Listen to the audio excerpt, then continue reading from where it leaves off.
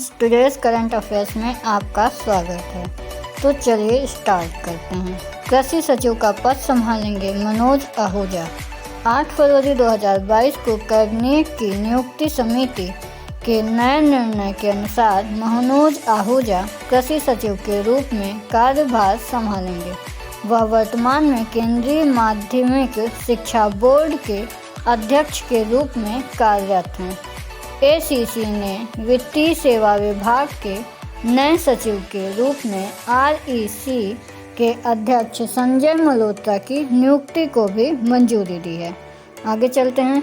कर्मचारी चयन आयोग के अध्यक्ष नियुक्त हुए एस किशोर 8 फरवरी 2022 को कैबिनेट की नियुक्ति समिति के निर्णय के अनुसार एस किशोर को कर्मचारी चयन आयोग के अध्यक्ष के रूप में नियुक्त किया गया है। वह वर्तमान में वाणिज्य विभाग, वाणिज्य और उद्योग मंत्रालय के विशेष सचिव के पद पर कार्यरत हैं। एस किशोर 1989 बैच के पश्चिम बंगाल कैडर के आईएएस अधिकारी हैं। नेक्स्ट चलते हैं। महात्मा गांधी विश्वविद्यालय और फ्रांसीसी संस्थान के बीच साझेदारी। महात्मा गांधी विश्वविद्यालय कोट्टायम ने फ्रांस में राष्ट्रीय वैज्ञानिक अनुसंधान केंद्र के तहत लोरेन विश्वविद्यालय के साथ साझेदारी की है। यह किफ़ायती और पर्यावरण के अनुकूल तरीके से ऊर्जा रूपांतरण और माइक्रो सेंसर के लिए उपकरण विकसित करने के लिए एक शोध परियोजना के लिए काम करेगा। 5 साल की शोध परियोजना को फ्रांसीसी फर्म से 75,000 यूरो का फंड मिलेगा। आगे देखते हैं। प्रसिद्ध इतिहासकार डॉक्टर एम गंगाधरन का निधन।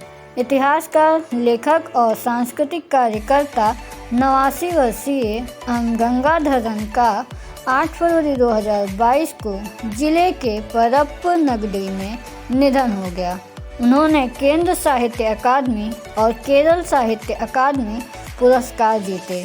मालाबार विद्रोह से संबंधित उनके अध्ययन प्रसिद्ध हैं।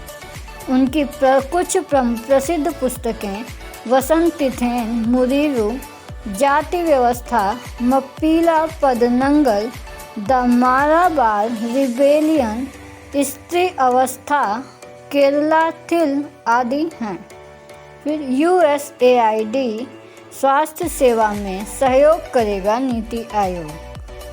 अटल इनोवेशन मिशन, नीति आयोग और US agency for international development ने 8 फरवरी 2022 को sustainable access to markets and resources for innovative delivery of health care पहल के तहत एक नई साझेदारी की घोषणा की है। इसका उद्देश्य कमज़ोर आबादी के लिए सस्ती और गुणवत्तापूर्ण स्वास्थ्य सेवा तक पहुंच में सुधार करना है। चलिए नेक्स्ट देखते हैं। हरियाणा कैबिनेट द्वारा धर्मांतरण विरोधी विधेयक को मंजूरी। हरियाणा मंत्रिमंडल ने 8 फरवरी 2022 को धार्मिक धर्मांतरण पर रोक लगाने के उद्देश्य से हरियाणा गैर कानूनी धर्मांतरण निषेध विधेयक 2022 के मसौदे को मंजूरी दी है।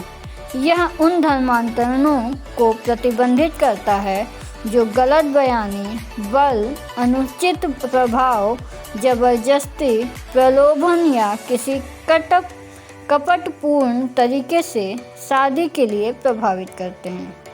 चलिए नेक्स्ट देखते हैं। सिंगल विंडो सिस्टम के साथ एकीकृत होने वाला पहला केंद्र शासित प्रदेश बना जम्मू कश्मीर। जम्मू कश्मीर और नेशनल सिंगल विंडो सिस्टम से जुड़ने वाला पहला केंद्र शासित प्रदेश बन गया है। यह जम्मू कश्मीर में ईज ऑफ डूइंग बिजनेस में एक बड़ी छलांग है। उपराज्यपाल श्री मनोज सिन्हा ने 8 फरवरी 2022 को एनएसडब्ल्यूएस के साथ एकीकृत Jammu Kashmir single window clearance system का शुभारंभ किया।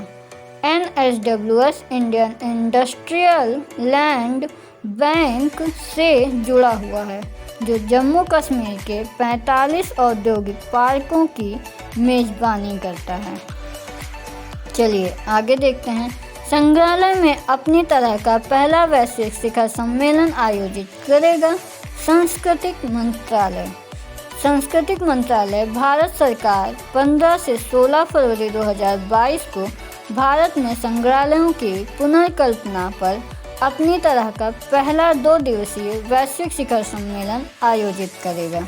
ग्लोबल समिति संग्रहालय के विकास के क्षेत्र में अग्रणी दिग्गजों, डोमेन विशेषज्ञों और चिकित्सकों को एक साथ लाएगा।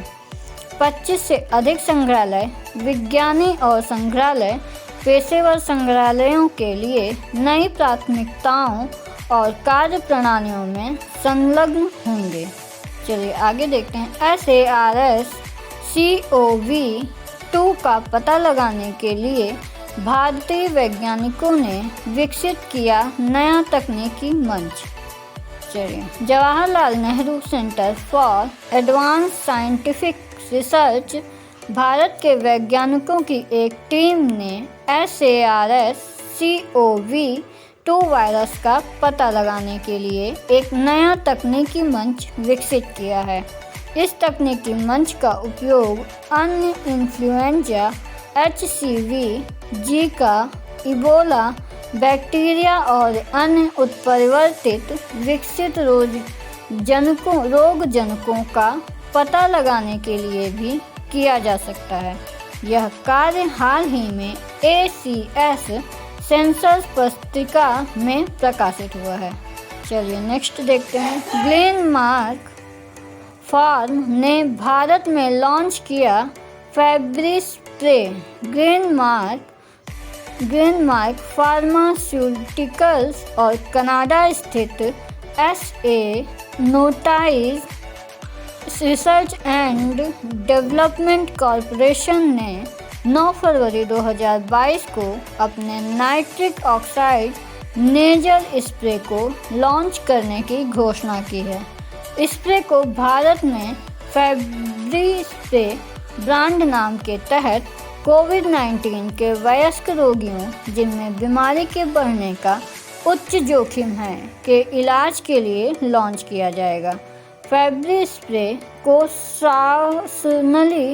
सांस नली में कोविड-19 वायरस को मारने के लिए डिज़ाइन किया जाएगा। चलिए आगे देखते हैं। पैट्रियट रक्षा प्रणाली को अपग्रेड करने हेतु US ने ताइवान को $100 मिलियन की सहायता की मंजूरी दी है। द्वीप की पैट्रियट वायु रक्षा प्रणाली को बढ़ावा देने के उद्देश्य से अमेरिका ने ताइवान के साथ $100 मिलियन के अनुबंध को मंजूरी दी है। रक्षा प्रणाली के उन्नयन से प्राप्तकर्ता की सुरक्षा में सुधार करने में मदद मिलेगी और क्षेत्र में राजनीतिक स्थिरता, सैन्य संतुलन और प्रगति को बनाए रखने में सहायता मिलेगी। मुख्य ठेकेदार रिथियान टेक्नोलॉजीज और लॉकहीड मार्टिन होंगे। चलिए नेक्स्ट देखते हैं। राइटिंग विद फायर अकादमी पुरस्कारों के लिए नामांकित पहली भारतीय वृत्तचित्र राइटिंग विद फायर ने 8 फरवरी 2022 को अकादमी पुरस्कारों के लिए घोषित सर्वश्रेष्ठ वृत्तचित्र फीचर श्रेणी में शीर्ष 5 नामांकन में जगह बनाई है। ऐसा करने वाली यह पहली भारतीय फीचर वृत्तचित्र बन गई है। इसका निर्देशन सुस्मित घोष और रिंटू थॉमस ने किया है। फिल्म दलित महिलाओं के नेतृत्व वाले समाचार पत्र खबर लहरिया चलाने के पीछे पत्रकारों की कहानी बताती है। विदेश मंत्रियों की चौथी बैठक में भाग लेंगे जयशंकर। विदेश मंत्री डॉक्टर S जयशंकर 10 फरवरी 2022 से ऑस्ट्रेलिया और फिलीपींस की 6 दिवसीय यात्रा पर होंगे। विदेश मंत्री के रूप में यह उनकी ऑस्ट्रेलिया की पहली यात्रा होगी। डॉक्टर जयशंकर 11 फरवरी 2022 को मेलबर्न में चौथी क्वाड विदेश मंत्रियों की बैठक में ऑस्ट्रेलिया, जापान और संयुक्त राज्य अमेरिका के विदेश मंत्रियों के साथ भाग लेंगे।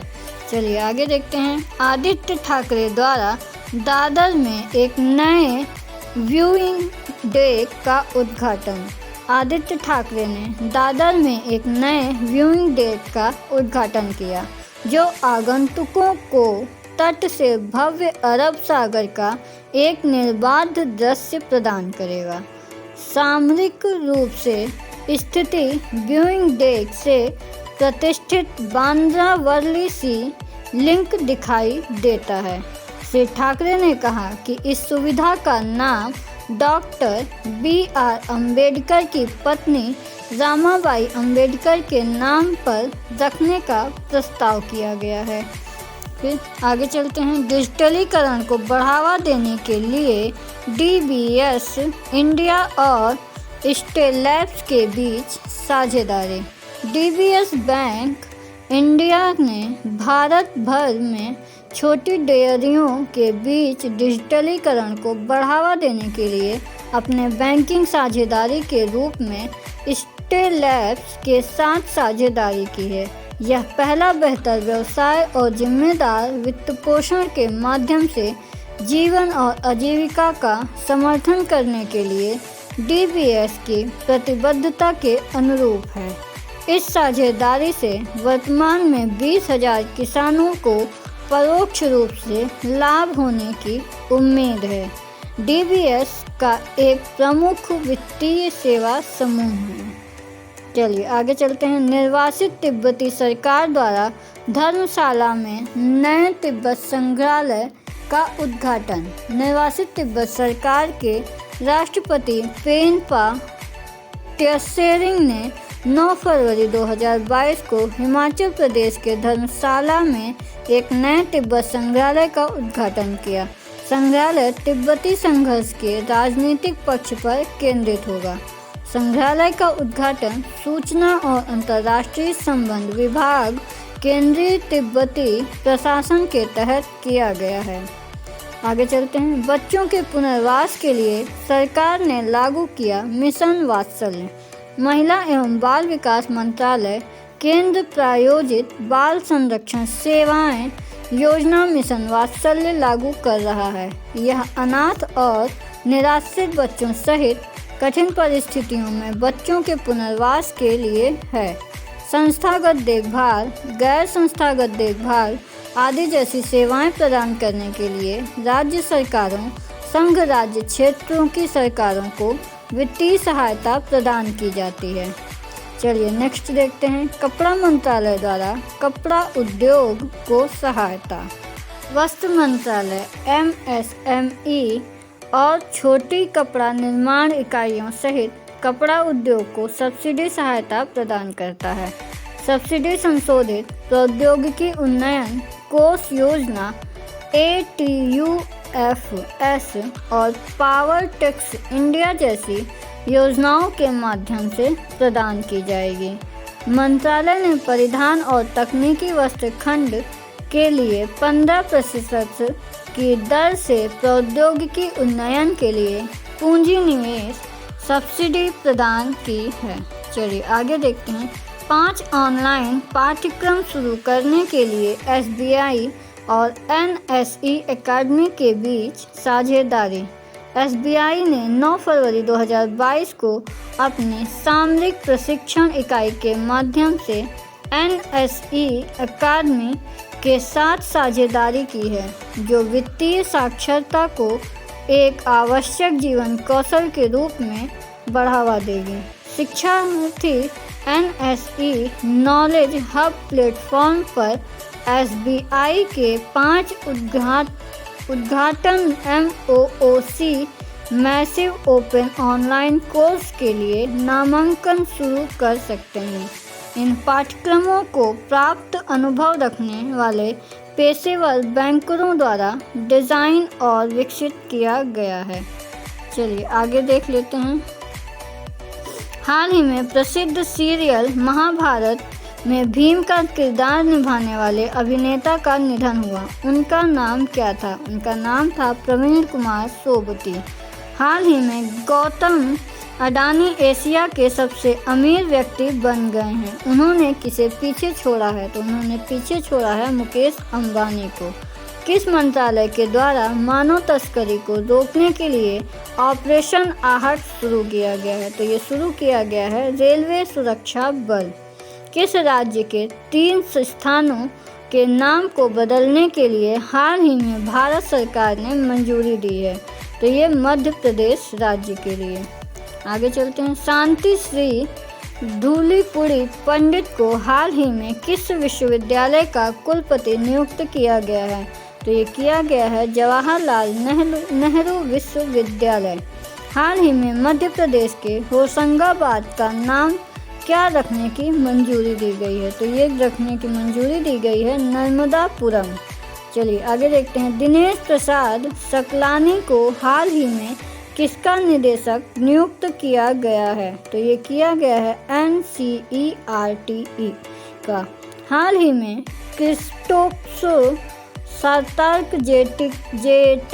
का निधन हुआ। वे कौन थे? तो वे थे ग्रीस के पूर्व राष्ट्रपति। शीतकालीन ओलंपिक के उद्घाटन समारोह के दौरान भारत ने कौन से स्कीयर से 4 सदस्यीय भारतीय दल की अगुवाई की है? तो ये की है मोहम्मद आरिफ खान ने। भारतीय विज्ञान संस्थान बेंगलुरु ने हाल ही में भारत में किस सुपरफास्ट कंप्यूटर को कमीशन किया है? तो ये किया है परम प्रगवे।